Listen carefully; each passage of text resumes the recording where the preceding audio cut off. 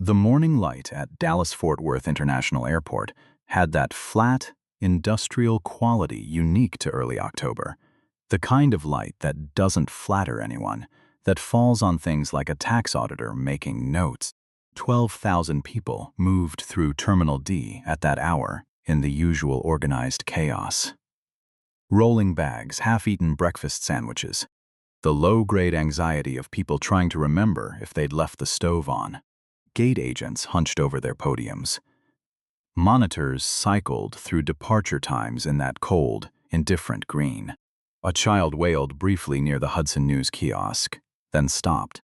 And somewhere in the middle of all of it, not rushing, not lagging, moving at exactly the pace she had always moved at, walked a woman named Dorothy.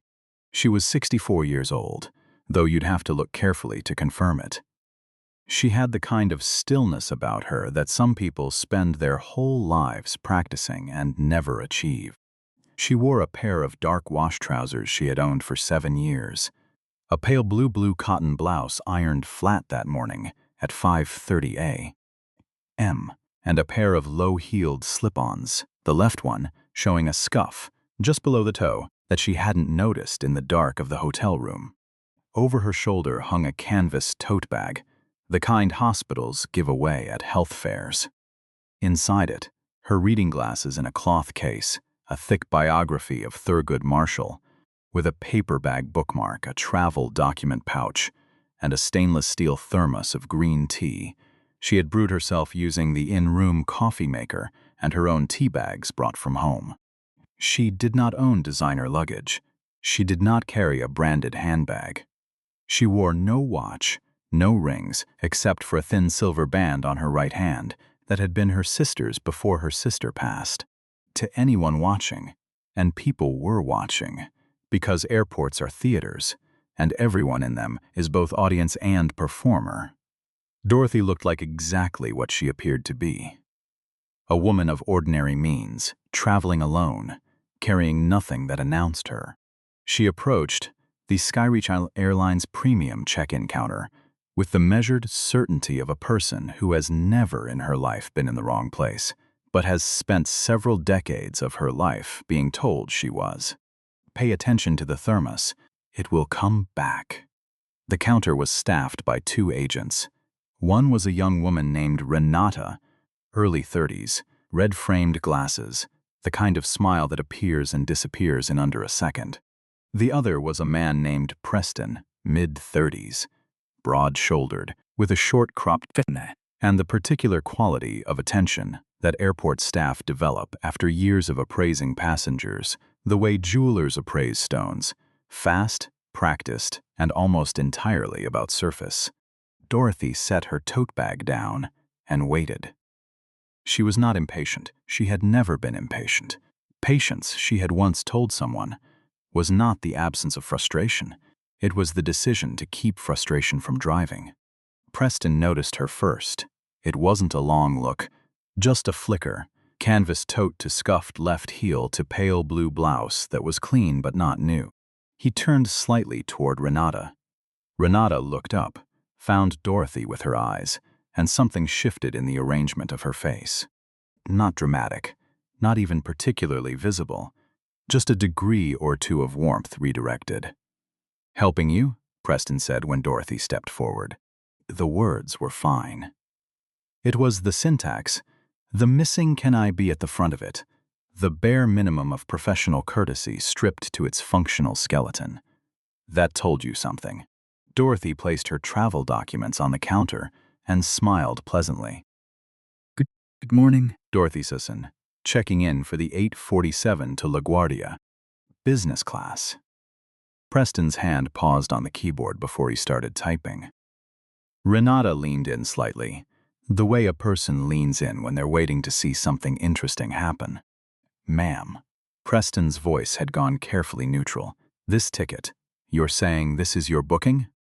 Dorothy did not blink. "That's correct. The confirmation number is printed on the top right of the itinerary. It's just..." He started, and then stopped, and then started again in a different direction. "Our system is flagging a discrepancy. I'm going to need to verify." He made the word verify sound like a clinical procedure he was being kind enough to offer her. He picked up the handset. He made a call. Dorothy stood with her hands loosely clasped in front of her and waited. Around her, the terminal moved. A flight from Miami debarked somewhere nearby, releasing 40 tired people into the concourse.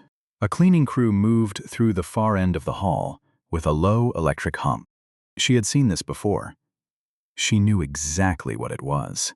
She also knew that the most powerful response to it was to remain so completely and visibly herself that she left no gap for anyone to fill with their assumptions. The supervisor arrived in under 4 minutes. His name was Mitchell, late 40s, square-jawed with the kind of administrative confidence that comes from having held authority long enough that it starts to feel like a personality. He wore a SkyReach blazer with a small silver pin on the lapel, shaped like a pair of wings. He looked at Dorothy the way a person looks at a problem they have already diagnosed. "Ma'am, I understand there may be some confusion." "There is no confusion on my side," Dorothy said. Her voice was level and clear.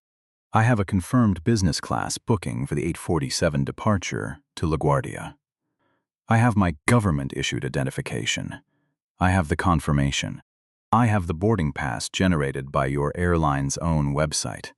She produced each item in sequence, laying them on the counter with the precision of someone who has laid documents on counters before and knows exactly what they're doing. Mitchell picked them up.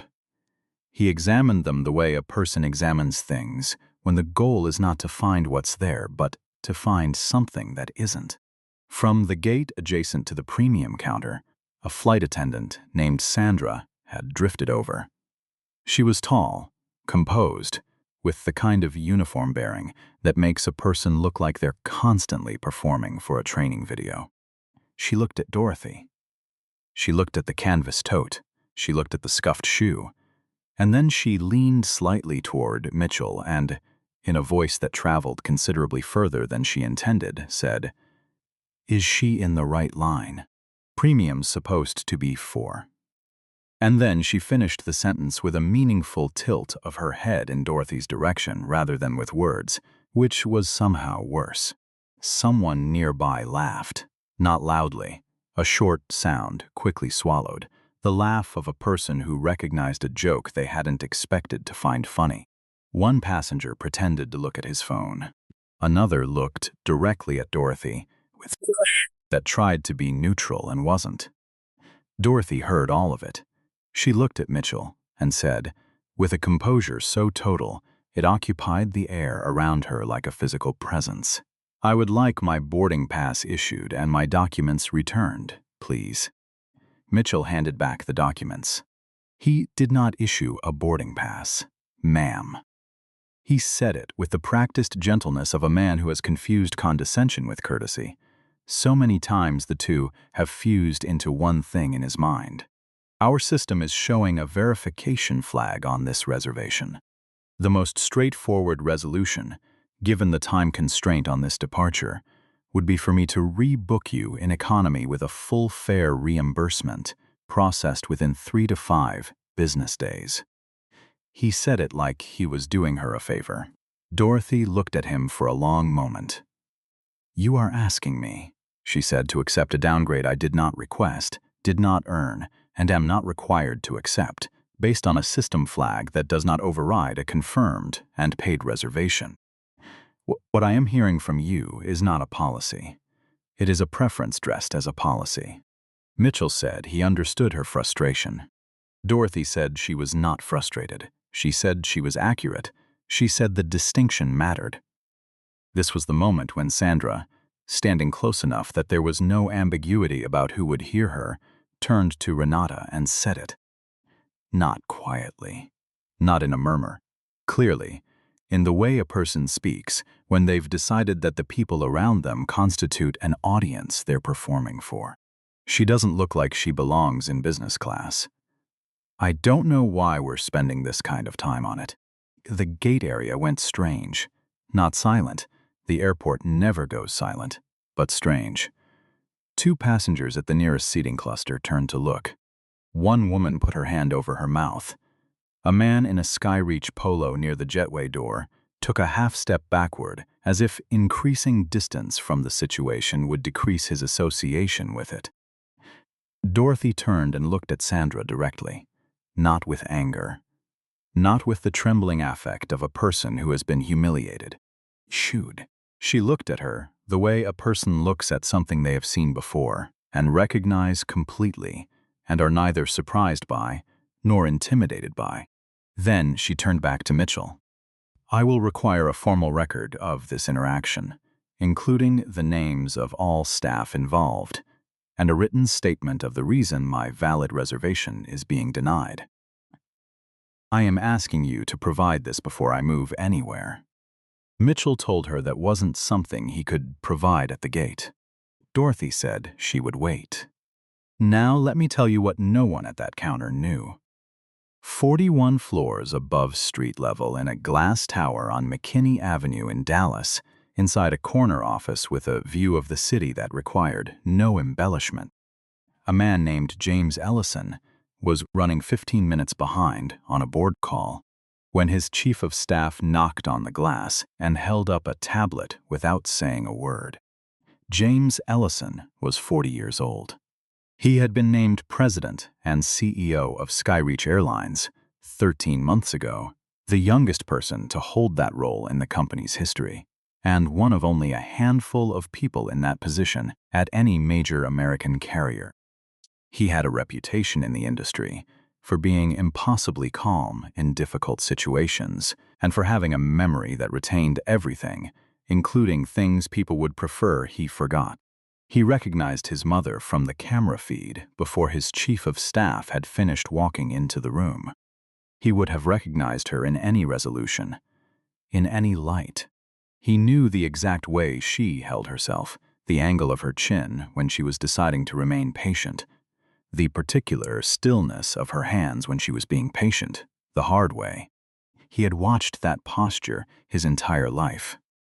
He had studied it the way a person studies a proof, not to replicate it, but to understand what kind of discipline produced it. He watched Preston make the phone call. He watched Mitchell arrive with his supervisor's bearing and his silver wing pin. He watched Sandra drift over and say something he couldn't hear, but could read in the shape of the exchange. He watched the person nearby laugh. He watched his mother lay her documents on the counter with the precision of a surgeon who has performed the procedure before and is not rattled by the difficulty of it. He did not reach for his phone, not yet. His chief of staff, a sharp-eyed woman named Carolyn, who had been with him for 6 years and who had a finely calibrated sense for exactly which crises required immediate escalation, watched his face and said nothing. She had learned long ago that when his face went that still, the worst thing she could do was interrupt. He watched Mitchell extend the economy offer. He watched his mother's response, the absolute steadiness of it, the refusal to perform distress for anyone's benefit. He watched Sandra say something to Renata that he couldn't hear, but that made Renata look briefly uncomfortable before she found somewhere else to look.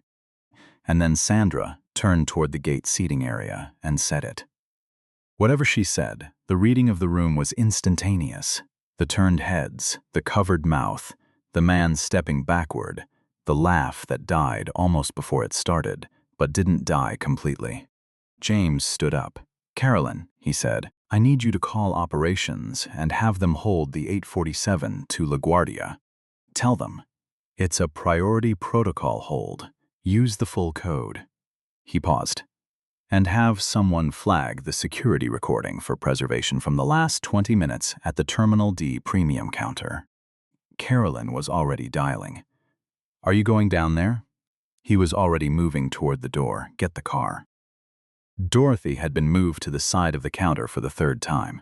She had complied each time without protest, though she had also, each time, stated clearly and without drama that she did not consider the delay to have a legitimate basis. She stood with her canvas tote on her shoulder and her thermos in her hand and her documents held against her body, and she waited with the particular patience of a person who has been waiting all her life for things that should not have required waiting for, and has decided the waiting says nothing about her. A young man working the adjacent regular check-in counter, named Ellis, 24 years old, 6 months with SkyReach, still in the part of a job where you pay close attention to everything, had been watching the situation develop since Mitchell arrived. He had watched Sandra's comment land. He had watched the people nearby laugh. He had watched Dorothy's face remain absolutely still and clear throughout all of it. He looked down at the counter. He looked at the line of passengers waiting in front of him. He picked up his radio, and then he set it back down. He picked it up again. His supervisor was Mitchell. Reporting Mitchell to Mitchell was not an option. Going over Mitchell's head meant the regional director, and Ellis had been told in his first week that the regional director did not receive calls from gate agents. He held the radio for another 5 seconds. Then he walked over to where Dorothy was standing and said quietly, without making a production of it, "Ma'am, I want you to know that your ticket is valid. I ran the confirmation on our auxiliary system, and there is no flag on the underlying booking. The flag Preston flagged is a check-in interface error we've had on 3 other reservations this week. Your seat is real. Your reservation is confirmed." He said it looking at the counter, not at Mitchell, who was standing 6 feet away. "I just thought you should know." Mitchell turned and looked at Ellis. The look was not warm. Dorothy looked at Ellis. She said, "Thank you." She said it the way she said things that mattered, which was quietly and completely, without performance. But it didn't change what happened next.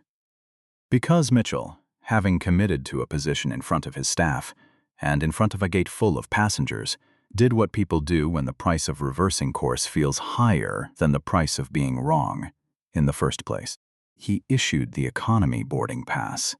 He had Dorothy's tote bag tagged for the hold. He told her the refund would process in 3 to 5 business days. He said it with the practiced regret of a man who has been saying things he doesn't mean for so long. It no longer registers as performance. Dorothy took the economy boarding pass.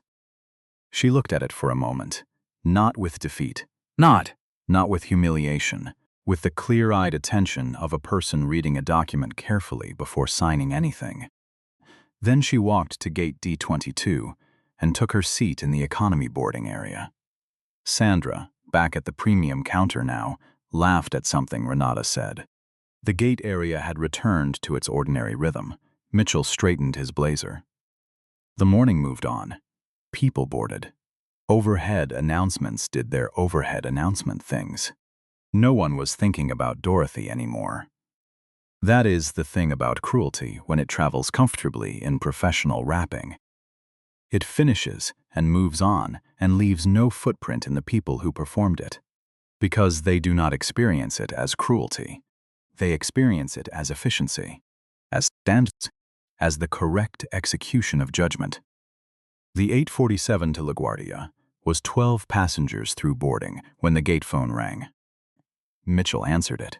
He said yes 3 times in quick succession, each yes slightly different in pitch. The way yeses get when the situation on the other end is escalating faster than the person can calibrate their responses. He put the handset down. He looked at Sandra. He looked at Renata.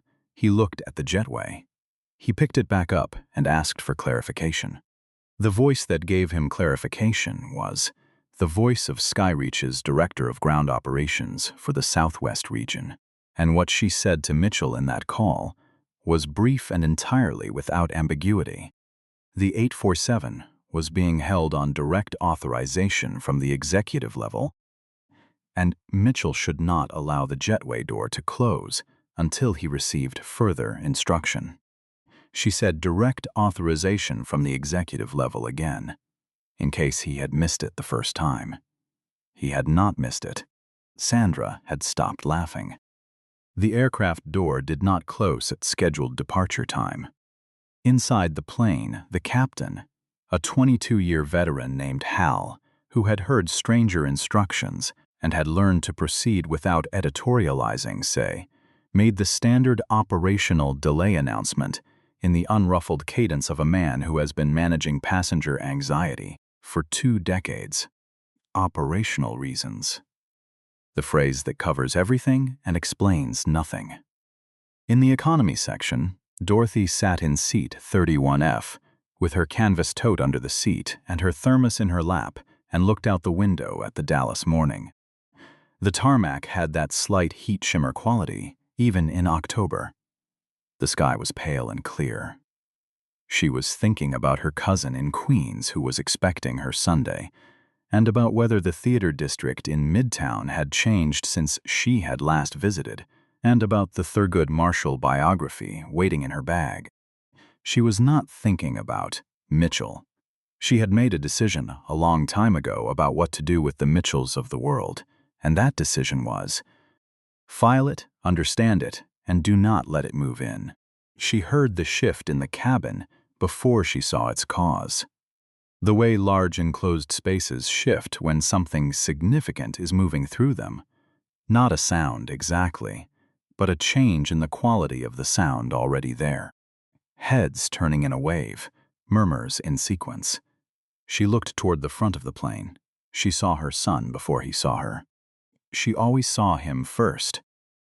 She had always been able to find him in any crowd, any room, any context, the way mothers find their children, which is by some mechanism that has nothing to do with sight. Chained. James Ellison walked down the aisle of his own aircraft in a dark suit with no tie and a SkyReach pin on his lapel, and the expression of a man who is prepared for this and does not need to perform preparation. He did not hurry.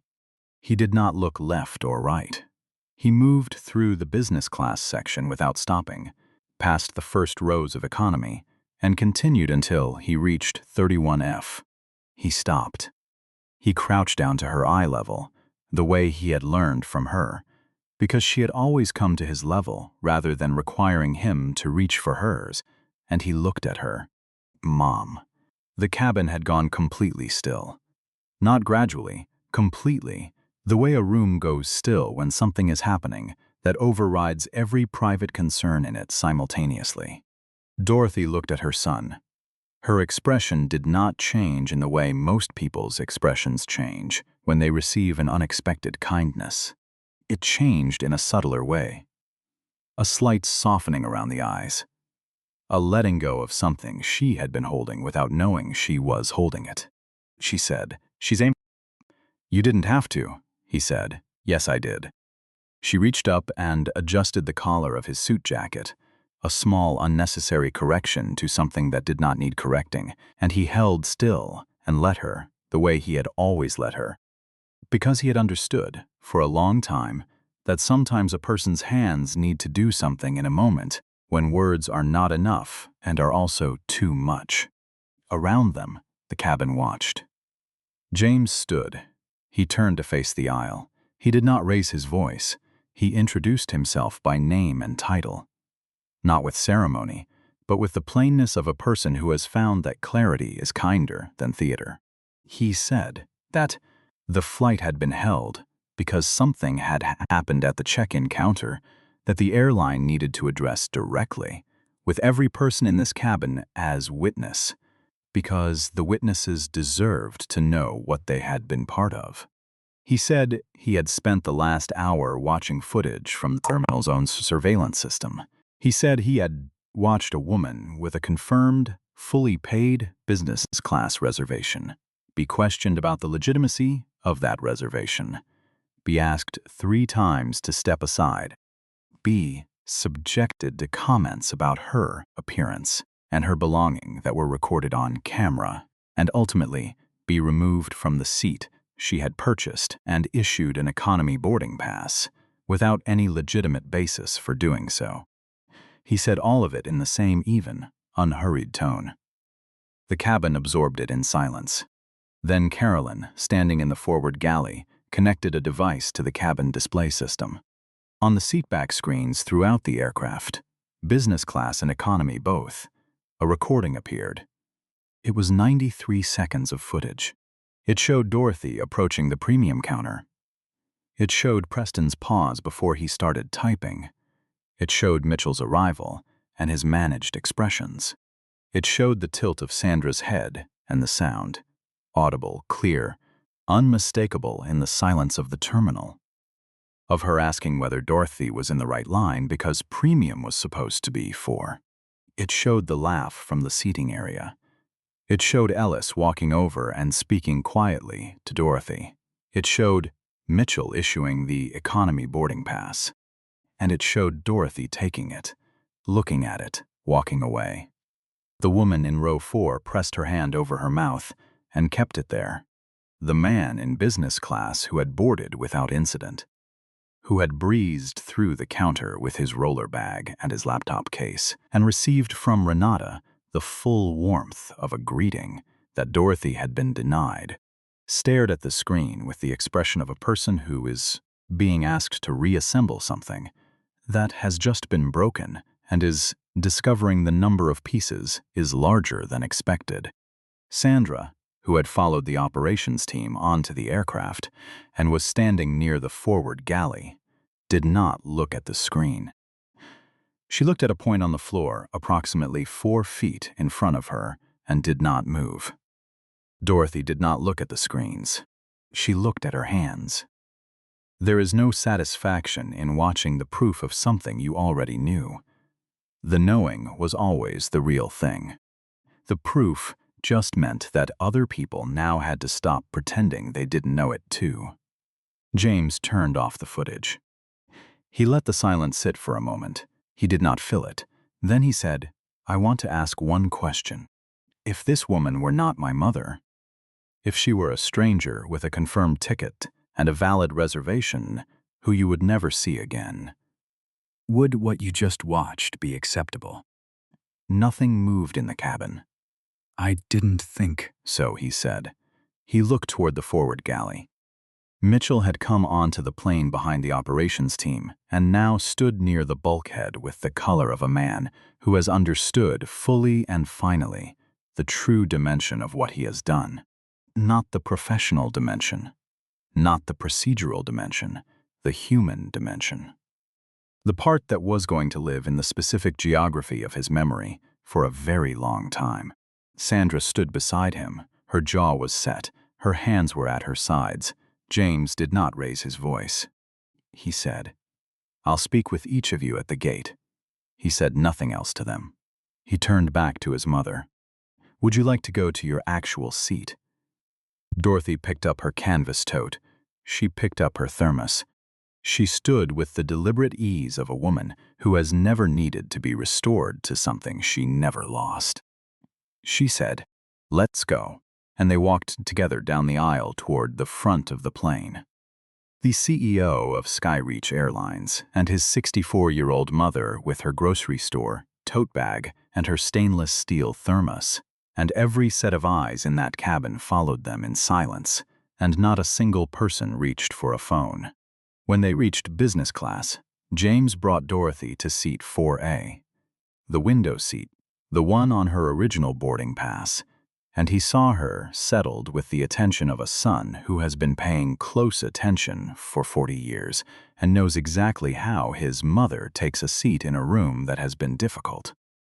He spoke to the lead flight attendant quietly. He made sure the thermos was placed where Dorothy could reach it, without asking for it. He said something low to her before he stood to leave. She shook her head. Then she laughed quietly, the laugh of a person who recognizes that their child is impossible and loves them completely for it. He walked back up the jetway. What happened at gate D22 in the following hour was not theatrical. James Ellison had no interest in theater. He conducted the reckoning the way his mother had raised him to conduct difficult things, directly, without cruelty, without the particular vanity of people who confuse punishment with performance. Mitchell was placed on immediate administrative suspension, pending full review by HR and the Office of Customer Standards. Renata was placed on notice for a formal conduct review. Sandra's suspension was not pending review. It was immediate, and it was accompanied by the beginning of a disciplinary process that the airline's legal team was already being briefed on, because Sandra's comment had been captured clearly on a recording that was now preserved and time-stamped and held by the airline's security system. And there was no version of that recording that was ambiguous about what she had said or what she had meant by it. Sandra said, when James spoke to her, that she had not intended her comment the way it sounded. He looked at her for a long moment. He said, "What you intended and what you did are two separate things. What you did is on the recording. The recording doesn't hear intent." She said the passenger had no identification. No, she hadn't actually looked at the identification, but she had assumed. She tried a third time.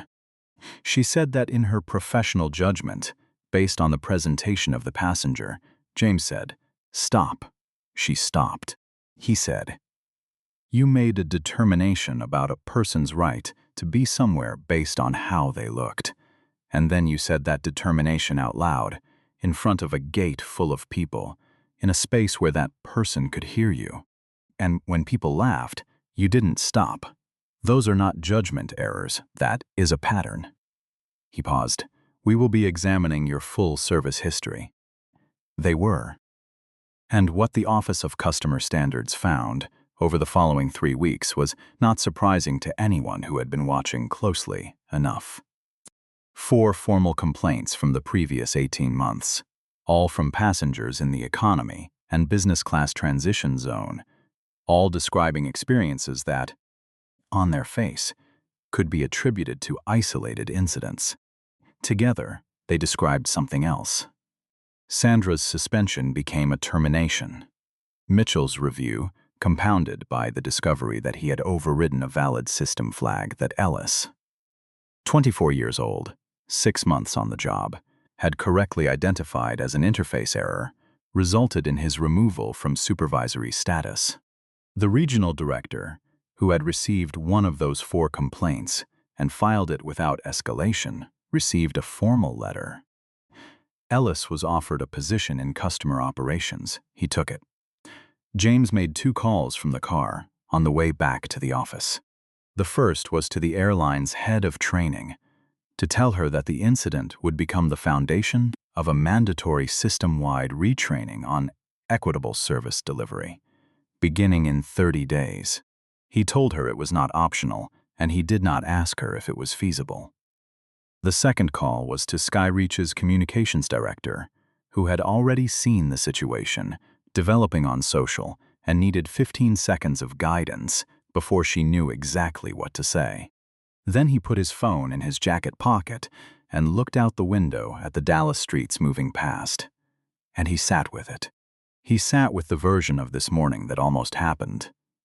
The version where Carolyn didn't knock on the glass, where no flag fired on the monitoring dashboard, where he sat in his corner office on the 41st floor, reviewing quarterly numbers while his wife's mother rode to LaGuardia in economy class because 3 people had looked at a canvas tote bag and a pair of scuffed shoes and decided, in the space of 4 seconds, that she wasn't worth their best.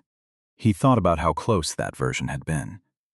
He thought about all the mornings at that terminal, and the one at Phoenix, and the one at Chicago O'Hare, and the one at Charlotte Douglas, where no dashboard flag fired, where no CEO happened to be watching, where the Dorothys of the world accepted the economy pass and said nothing because they had learned, as his mother had learned, that dignity required no audience and no validation, and that making a scene would cost more than the injustice that provoked it. He thought about Sandra saying it, about the laugh that followed. He thought about the man who stepped back, not laughing, not intervening, just increasing his distance from the situation in the particular way of a person who has calculated that proximity to injustice is itself a kind of participation. He thought about Ellis, holding his radio for 5 seconds before walking over. He thought about the 5 seconds. He opened his laptop and began drafting the all-staff message himself. He did not send it to communications for shaping. He wrote it in the plain, clear language his mother had always modeled for him. Not because she had ever told him to, but because he had spent 40 years watching how she spoke to people and had absorbed it the way children absorb everything that matters, which is not through instruction, but through sustained daily example. He wrote that an incident had occurred that morning at their Dallas-Fort Worth hub. He wrote that it had involved a passenger being subjected to treatment that was discriminatory in its nature and inconsistent with every value the airline claimed to hold. Preet. He wrote that the passenger happened to be someone connected to him personally. And he wrote, and this was the sentence he spent the most time on, that he needed every person in the organization to understand that this mattered not because of that connection, but because it would have been equally wrong if she had been a complete stranger who he would never in his life encounter. Which, he wrote, is precisely the point.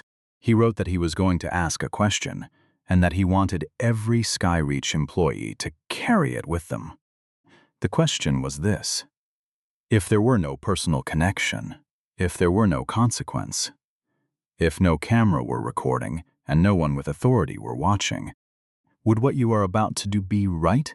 He did not write, "This is a new standard." He did not write, "Going forward."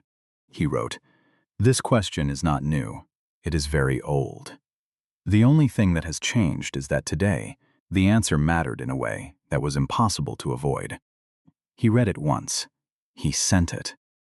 On the plane, somewhere over northern Texas, Dorothy had accepted a cup of green tea. The flight attendant had asked whether she preferred tea or coffee, and the care in the asking had been notable, though Dorothy had not commented on it. She had opened the Thurgood Marshall biography to page 94 and was reading with the focused absorption of a person who genuinely loves to read and does not perform reading for anyone's benefit. She thought about Mitchell.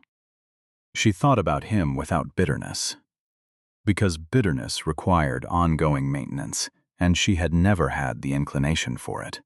She had learned what bitterness does to people who tend it, how it eventually becomes the largest thing in a person's interior landscape, how it crowds out everything else until a person is mostly grievance, and the geography of their original self is barely visible. She had known people like that. She understood how they got there. She did not want to get there. She thought about Sandra, and she thought, I hope she learned something. Not because Sandra deserved her hope, but because the kind of person who learns something from a humiliation becomes less dangerous to the next Dorothy who comes along. And that mattered more than Sandra's comfort or discomfort. She thought about Ellis. She made a note in the small notebook she kept in the front pocket of the canvas tote. Not his full name, which she hadn't caught, but a description detailed enough that she thought she could find him if she tried. She intended to try. The flight attendant refilled her tea without being asked and said nothing about the morning. Dorothy thanked him and meant it. 6 weeks after that October morning, SkyReach Airlines announced a new department.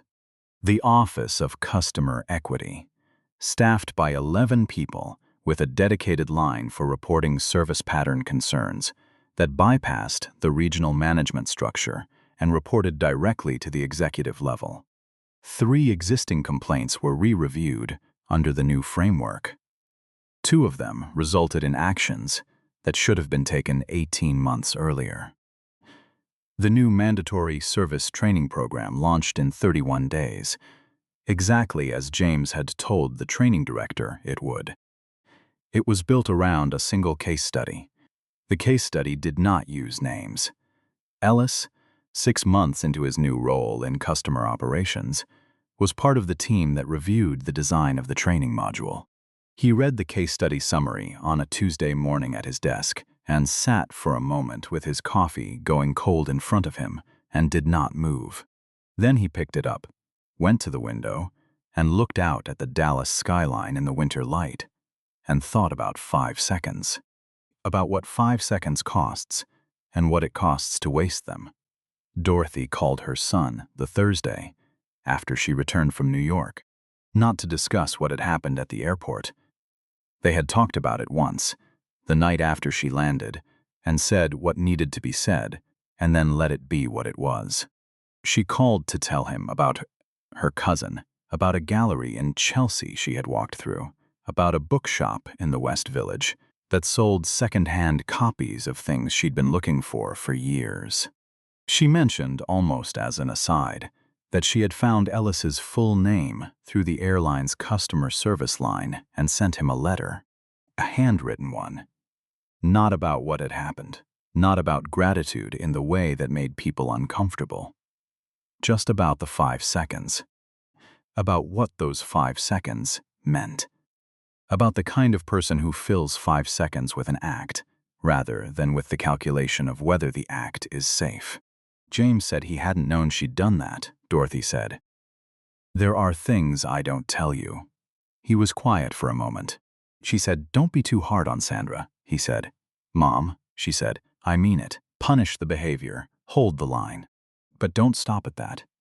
What she did came from a failure of imagination.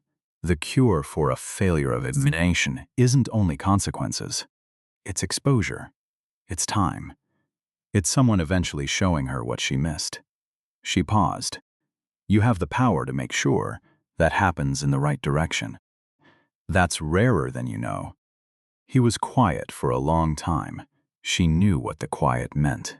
She had been watching him file things away since he was 7 years old, since the kitchen table under the single lamp, since the mornings she drove him to school in the car that was reliable if not new, and the evenings she came home from the hotel reservation desk with her voice professionally warm, even though her feet hurt, and her patience had been tested by callers who needed a target and had chosen her.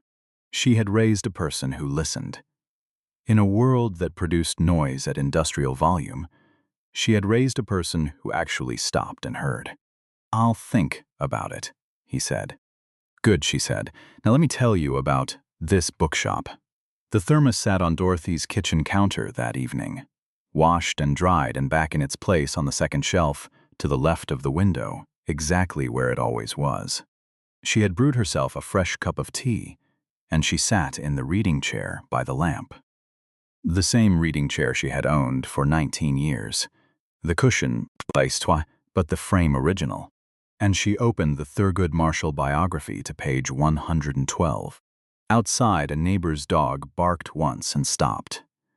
She read until the tea was cool and the light through the window had shifted from gold to gray, and then she turned on the lamp beside her and kept reading. There is a kind of wealth that has no photographs. It doesn't present in first-class cabins or designer carry-ons or the unconscious ease of a person who has never had to prove their right to be somewhere.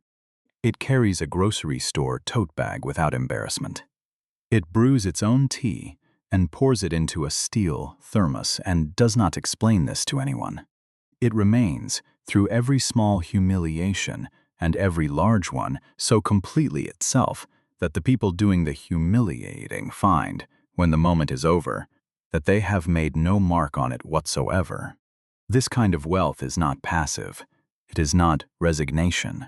It is the most exacting self-knowledge there is, the knowledge of your own value that does not depend on where you're seated, or who is watching, or whether the people behind the counter have decided to smile. It is the knowledge that you are not what other people's eyes make of you, and it cannot be revoked, because no one gave it to you. Dorothy had spent 64 years building this.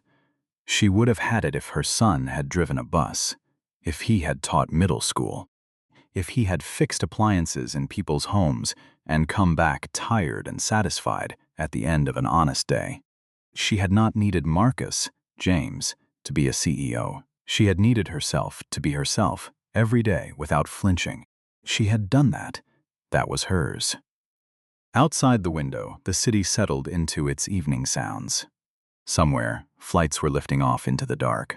Passengers were opening books, or looking at phones, or pressing their foreheads against oval windows at the ground going away below them.